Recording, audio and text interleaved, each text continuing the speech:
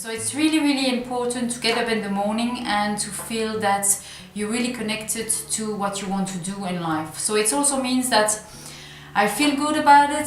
Some of them are bored, some of them are close to burnout, some of them just want to take a step back and say, okay, what do I want to do with the rest of my life? So what they accomplish is really to discover who they truly are.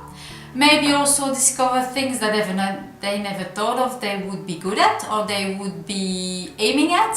Maybe new projects. So it's self-discovery process, also allowing them to dream. Just go for it, to open up all the options and then also to choose one options. And we really actually at the end of the process pushing them to take one decision. Okay, the coaching process of Oriental Euro starts with self-awareness. To know your true own self. Who am I? What are my strengths? What are my competencies? What are my passions? What are my bright sides? What have I done?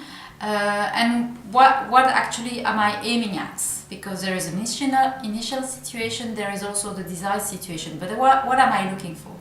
Then what we're going to do as well is look at the external reality. I mean, what is on the market and to link it with my self-discovery. And then at the end of the process, we are going to push them to put together a plan of action. So at the end of the process, there are certain key actions they need to take to progress.